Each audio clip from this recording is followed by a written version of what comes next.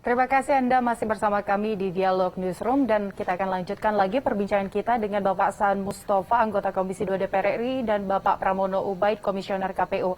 Saya ke Bapak Saan terlebih dahulu. Bapak Saan. Ya, Mbak. Ya, Pak Saan bisa mendengar saya? Ya. Boleh, ya. Baik. Ya, Pak Saan, tadi Pak Pramono juga sempat menyinggung tentang wacana politik. Nah, kalau kita lihat wacana politik yang sedang bergulir di masyarakat, ada beberapa pihak yang mengatakan perlunya ada penundaan pemilu karena ingin fokus terlebih dahulu pada pemulihan ekonomi pasca pandemi. Ini dianggap lebih baik dilakukan penundaan di 2024. Menurut Anda seperti apa? Apakah ini benar atau seperti apa, Pak? Justru pemulihan ekonomi itu kan membutuhkan kepastian politik. Ya.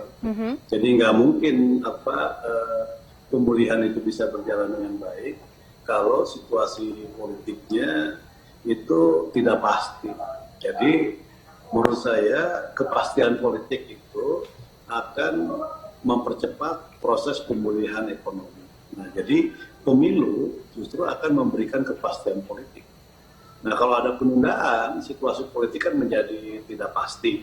Maka itu akan berpengaruh terhadap kondisi ekonomi kita. Dan itu satu hal. Ya. Jadi, menurut saya itu yang pertama. Yang kedua, justru recovery, ini kan sekarang sedang berjalan dengan baik. Ekonomi kita sudah mulai pulih, terus juga kondisi kita juga aman-aman saja, normal. Jadi justru ketika wacana ini digulirkan, justru akan menimbulkan kegaduhan baru. Dan ini kontraproduktif dengan semangat untuk melakukan pemulihan ekonomi. Jadi menurut saya wacana tentang penundaan pemilu ya harus kita akhiri agar tidak mengganggu proses pemulihan ekonomi pasca pandemi ini.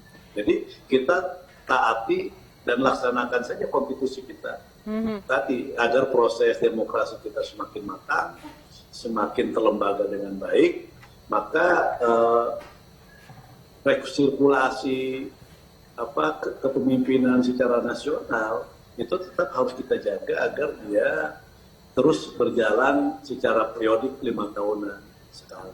Baik, dalam artian dengan adanya penundaan pemilu di 2024 justru akan mempersulit pemulihan ekonomi pasca pandemi ini ke depan.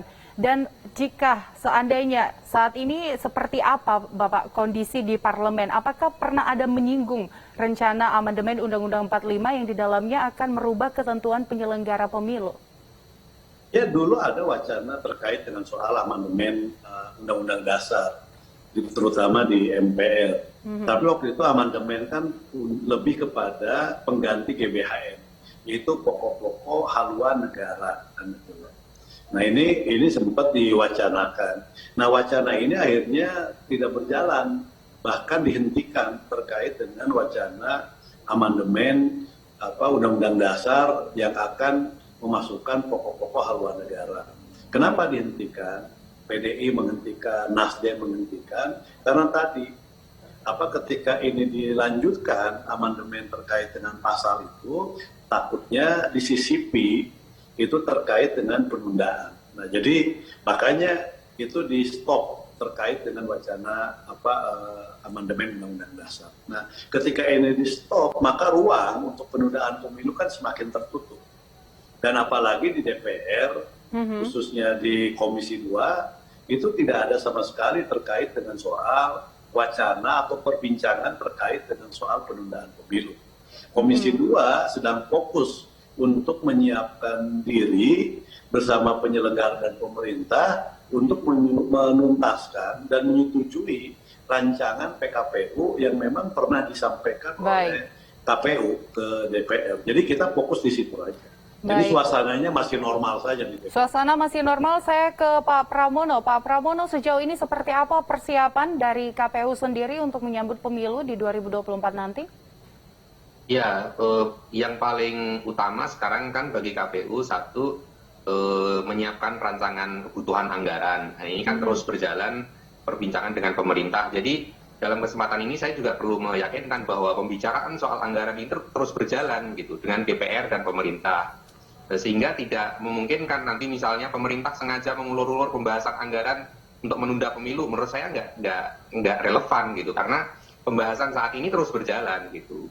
Bahwa untuk mencapai persetujuan anggaran itu perlu diskusi, perlu katakanlah rasionalisasi, ya wajar. Namanya juga yang punya uang itu pemerintah gitu. Tapi itu tidak perlu dikaitkan dengan tuduhan-tuduhan bahwa ini menjadi alat bagi pemerintah untuk menunda-nunda pemilu, enggak gitu. Nah itu satu soal anggaran. Yang kedua, persiapan dari sisi regulasi. Kang Saan tadi sudah menyebutkan KPU sudah menyiapkan sejumlah rancangan peraturan KPU untuk mengatur tahapan-tahapan pemilu.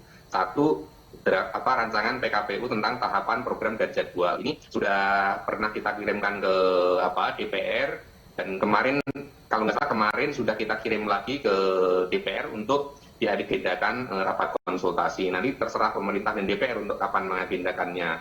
Lalu yang kedua, kita juga sudah menyiapkan rancangan PKPU tentang pendaftaran dan verifikasi partai politik. Ini kan tahapan pertama secara teknis untuk memulai pemilu kita, sehingga dari sekarang juga sudah kita siapkan peraturan KPU-nya. Jadi relatif persiapan KPU saat ini normal-normal saja gitu.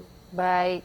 Ya, baik Pak Pramono Ubaid, Komisioner KPU, dan Bapak Saan Mustafa, anggota Komisi 2 DPR RI. Terima kasih sudah bergabung bersama kami di Dialog Newsroom, dan kita berharap semoga kedepannya pemilu 2024 ini bisa berjalan dengan sukses.